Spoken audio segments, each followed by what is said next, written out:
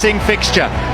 The Netherlands seemingly eternal state of Texas, where everything supersized.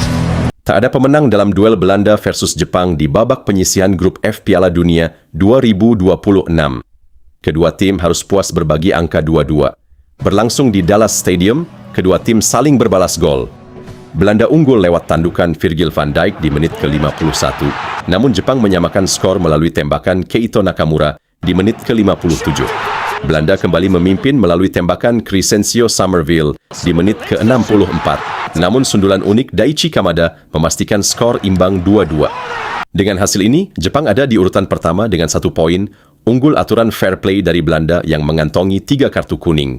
Belanda sudah mengancam sejak menit ketiga, namun tembakan Doniel Malen ditepis kiper Jepang, Zion Suzuki. Samurai Biru balas menekan pada menit ke-28, tetapi tembakan jarak jauh Hiroki Ito melambung di atas gawang Belanda yang dijaga Bart Verbruggen. Malen nyaris membobol gawang Jepang lewat sepak pojok di menit ke-34, namun tandukannya ditepis Suzuki. Bola liar kembali dikuasai Belanda dan umpan silang kembali diluncurkan, namun kali ini sundulan Mickey van de Ven melambung di atas gawang.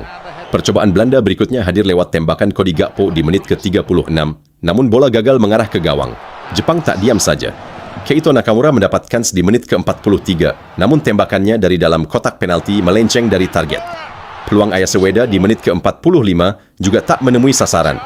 Usai tak ada gol di babak pertama, Belanda akhirnya memecah kebuntuan di babak kedua, tepatnya di menit ke-51. Bermula dari situasi bola mati, Virgil van Dijk menuntaskan crossing Ryan Gravenberch dengan tandukan ke sudut kanan gawang tanpa mampu dihalau Suzuki. Namun keunggulan itu tak bertahan lama karena Jepang mampu membalas. Pada menit ke-57, tembakan Nakamura usai menerima umpan pendek Takefusa Kubo mengenai kaki Jan-Paul van Hecke, lalu meluncur mulus ke sudut kiri gawang Belanda, menaklukkan Verbruggen. Belanda kembali memimpin 2-1 di menit ke-64.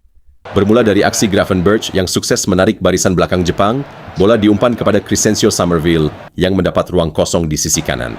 Dengan satu tembakan melengkung ke sudut kiri bawah, Somerville sukses membobol gawang Suzuki. Jepang akhirnya kembali menyamakan skor di menit ke-89. Lewat sepak pojok, tandukan keras Koki Ogawa mengenai kepala Daichi Kamada dan mengagetkan Verbruggen. Meski bisa ditepis oleh sang kiper, namun bola tetap masuk ke gawang sendiri. Skor 2-2 bertahan hingga usai.